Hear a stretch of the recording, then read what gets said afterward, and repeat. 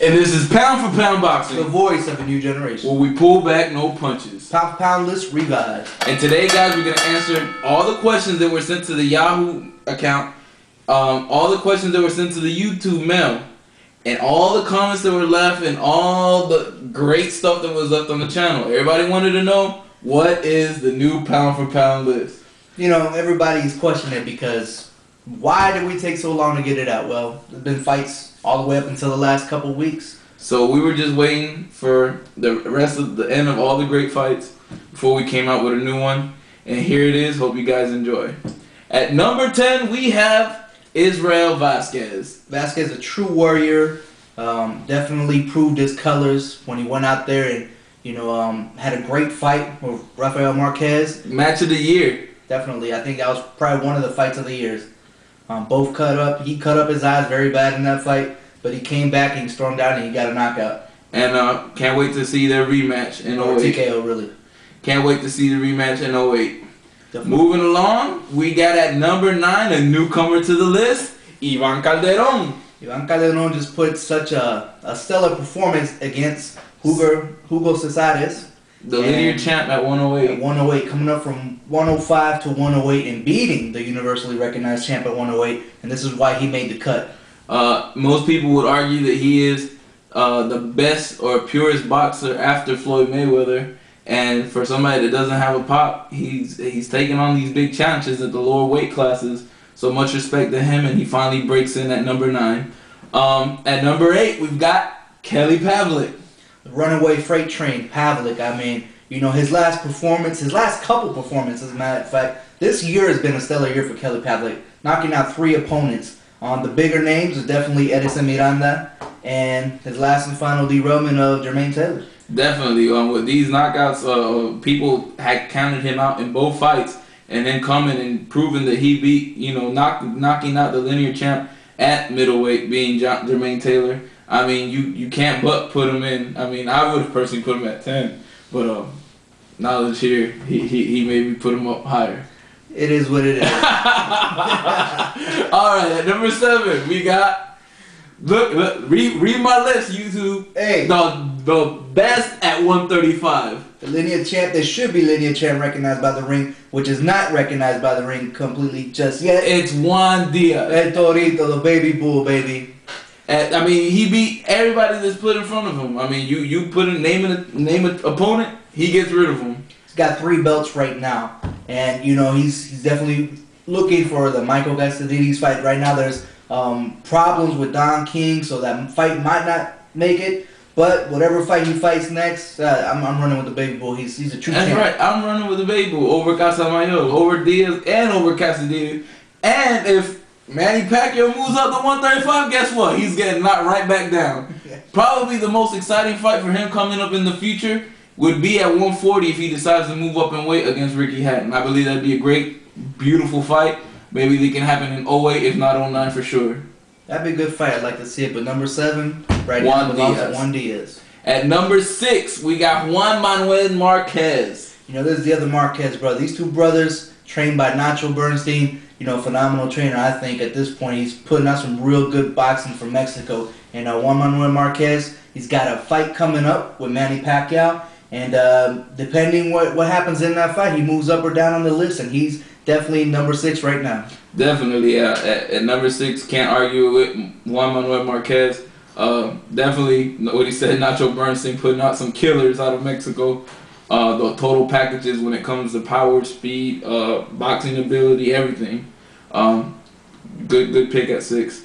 At number 5, we got Miguel Cotto. You know, we said last time in the pound for pound list, the last show we made back in August, that this kid is underrated, and he's still underrated. But you know what? I think with his last 3 fights with Zab Judah and Mosley especially, you know, he's moving up in the rankings of the world, and he's gonna force that fight with Mayweather. Definitely. I mean, you got him. He's doing the damn thing at 147. You putting in the people in front of him, he's beating them.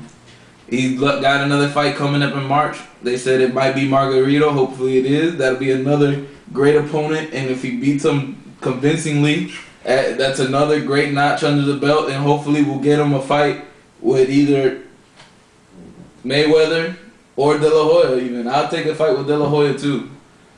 That way nobody can say anything. Yeah, definitely. He's just a good kid, all around, good boxing skills. He's got power. He's got it all. I mean, he's a total package as well. His defense he looked pretty good in that last fight against Mosley. He took some powerful shots, and he took them very well.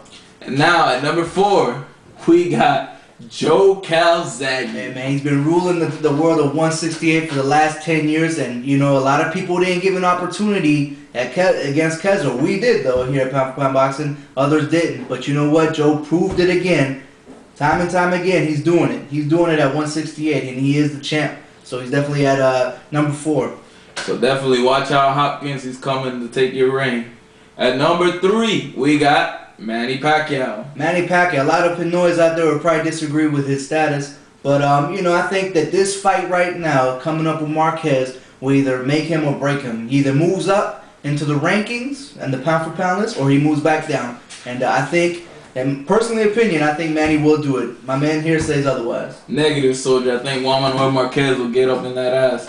But that's for a later show. But as of right now, Manny Pacquiao can't deny what he's done. He's beating up all the great champs at 130. He's doing what other champs at other weight classes should be doing, and they're not. And that's what he's done. He's beating up on Barrera. He's beating up on Morales. He's already fought Marquez to a draw once.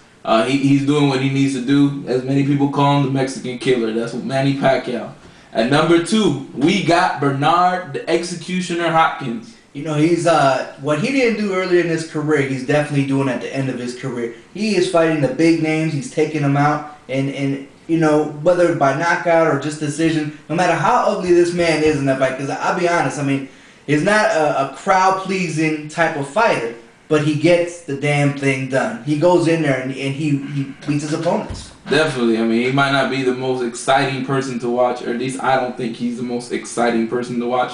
But you can't deny his accomplishment. He gets in there, does the damn thing, and comes out with the W. And at this state of his career, being as old as he is, and still being able to do it, that's a feat in itself. Definitely. So more power to him. Bernard Hopkins, number 2. And at number 1, y'all saw him beat Ricky Hatton. Hey, this is the Prince of Pugilism at the moment, and the pound for pound Picasso.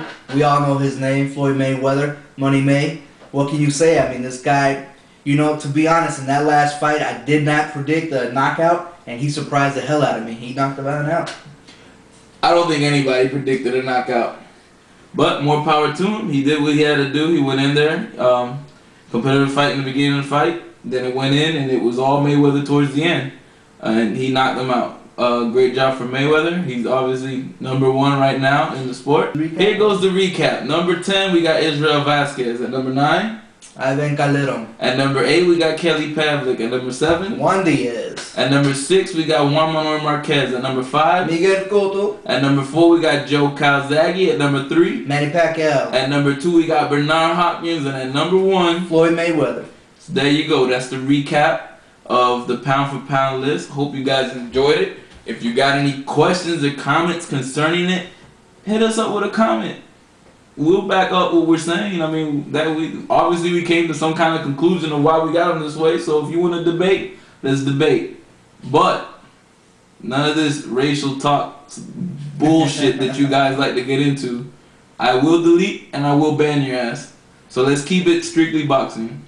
No doubt. Other honor mentions that should be stated in this pound for pound list, which could come in or go. You know, 3 people dropped off from the last pound for pound list. That was Ricky Hatton, Jermaine Taylor, and Ronald Winky. And I fought to keep you in, Ricky. I really did. Ricky Hatton. This man right here was the one that didn't let you in. Me, I fought 2 from them, and he kept crying. Well, I'll tell you this, man. These 3 guys are still up in the top 15. I would definitely say that. And depending on their next fight, what moves them up or down in the list. Definitely. Jermaine, if he gets a victory over Pavlik, can put him right back in. Ricky Hatton going back to 140 and dominating that division can put him back in. And if Winky Wright just gets a fight, that can put him back in. But that's it, guys. I hope you guys enjoyed the pound for pound list. If you like what you see and you're not already a subscriber, you see the orange button, click it. We appreciate the comments, the email sent to YouTube, the email sent to Yahoo. We appreciate it all. And this is Pound for Pound Boxing. The voice of This is generation. Indo, produced by Timbo. Game over. Nah, the NWA chain choking. Burner rubber inside the Range Rover. Chain smoking.